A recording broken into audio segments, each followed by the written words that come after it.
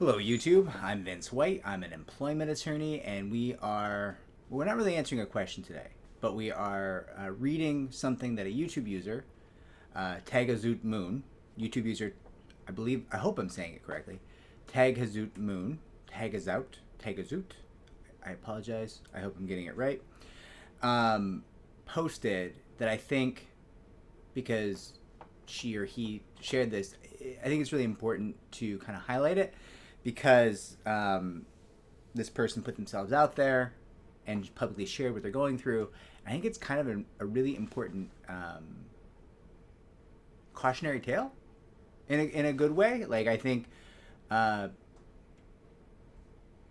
this person, Moon, is kind of telling us why some of the rights we have under the employment laws are so important and why we have to avail ourselves of them, and not be the kind of person who's like, no, I'm not saying this person did this, but I see a lot of people say, oh, I don't want to use my leave rights. I wouldn't feel right. I wouldn't feel right. And it's like, well, they're your rights for a reason, right? I mean, that they're important rights. They're important not just for you, but society has deemed it's important that you have these rights, So I'm going to read the question into the record. It was posted on our video from March 8th of 2021 entitled, "My job gave me depression. Can I resign and receive unemployment benefits?" And this was posted 1 day ago. Tagazoot Moon says, "I quit due to depression. 1.5 years not working now, but I'm stressed about having to move again and look for a job." I replied, "I'm sorry. I hope you are able to obtain the treatment you need to help with your depression." And Tagazoot responded, about 6 hours ago, "Quitting helped temporarily to release pressure. Makes sense. But now I have new problems that stress me out because I quit. I sold my house to live off the equity, but now if I want to buy a house, everything is more expensive. So much more expensive. And the interest rates are higher. I'm sorry. Looking to move to a lower cost state." I did that too. That was certainly, it was lovely for me. I really love living in New Hampshire. Also, now I feel anxious about having to look for another job. I haven't had to interview since 2017. I wish I would have gotten the help to take a short-term disability leave. But there was so much red tape. Then 2020 happened. I don't think my doctor believed me that I was having a mental breakdown because I still sounded coherent. But this is the second time that it has happened. Last time was in 2012, but I took a 6-month unpaid leave in 2014. Second time was 2019, but I quit in 2021. Both times my depression was triggered by abusive relationships ending and job stress. So I read this I read this statement into the record because there's something so important there. In 2013, Tagazoot had a bout of severe depression, which she or he characterizes as a mental breakdown. But you'll note that this person was able to keep working and having a successful life because they received a 6-month leave in 2014. That's not just good for Tagazoot. It's good for you, for me, for all of society. The government is thrilled by it because Tagazoot, by taking that leave, was able to heal. Not permanently, right? But it's, depression is an insidious disease and it's a disability that will stay with us for an entire lifetime sometimes. But Tagazoot was able to get back on his or her feet by taking a leave.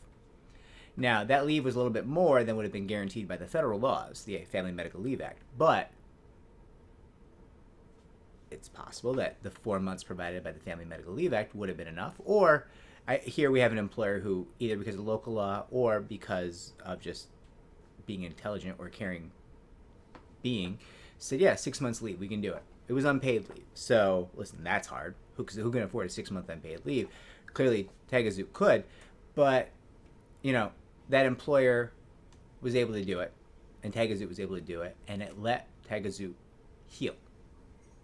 Get back on her or his feet, right? Or whatever your pronouns are. I apologize. I don't know. We haven't had that discussion. But and then we look at the more recent event. There's two things there. One, the pandemic, which was brutal on mental health for everyone. I look at videos I made at the height of the pandemic because I would go in the office every day.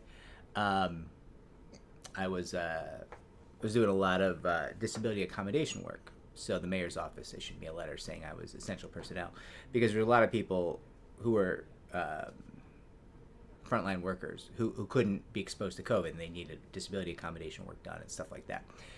But I was making videos like I looked like a vagrant, right? I gained 20 pounds. I was unkempt. I had like cuts on my face, right? And like I think I was doing well in the scheme of things for that time in New York City. That was a rough time in New York City. I drank more than I should have during that time. You know, there's a lot of things. I'm not in any way comparing my own experiences to what Tagazoot experienced because I don't have a disability of depression. What I'm saying is it was really a hard time for everyone's mental health. And if you have this disability, if you're predisposed to depression, that triggered a lot of people's symptoms. And Tagazoot then, the second time, quit for whatever reason, did not take the leave. I don't know why. I don't know if it was available. I don't know if it wasn't viable. I don't know if symptoms were too bad. I don't know, right? But you'll note that conditions got worse for Tagazoot because leave was not used, right? Now, Tagazoot has sold their house for the equity to live off of. Tagazoot has a lot of anxiety about interviewing again, about going back to work, is having to move, which I think is going to be great for you, Tagazoot, but it is a stressful thing, right? And that's why these leaves are so important, right? I'm not interested in people who say, well, the employer can't do X, Y, and Z. They can't be expected to give a leave. You know, you have to. You have to. Small companies do it, right? And listen, in some areas, if you have less than 4 employees in New York, maybe you don't have to give these leaves all the time. You know, FMLA is certainly limited, you know, for smaller companies who don't have enough employees. So there's a balancing act there, right? Because if you have a company of 3 people and somebody's gone for 6 months, you do have a problem, right? You do have a problem, especially right now where you can't hire anyone. There's no one available to hire, right? We've lost hundreds of thousands of people from the workforce. A few of them died, but most of them, that was not the case. Most of the deaths were people who were not working, mostly elderly folks. But in addition to that, you just have a lot of people who have exited the workforce. They're just not interested in playing the game anymore. So a lot of companies can't go out and hire. That being said, it makes it harder to fill in for somebody who goes on leave today. Harder to find a temp. It's harder to find a short-term hire. These things are difficult. I commiserate with employers on that front. I am an employer. And it is very hard, very, very hard to replace staff. Very fortunate in that we have an amazing, amazing team here, right? So the flip side of that is if somebody needed to leave, it's a 2-year process to get a new hire up to speed with the person who's exiting.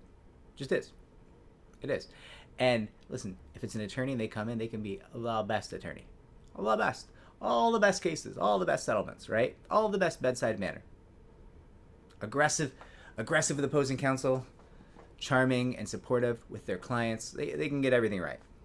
They're still not really going to execute our playbook. I mean, that's just a different thing, right? So, you know, they might have different ideas, and we're going to hear those ideas, and maybe we'll incorporate some of them, and some of them we're going to come back and say, hey, we don't love this one.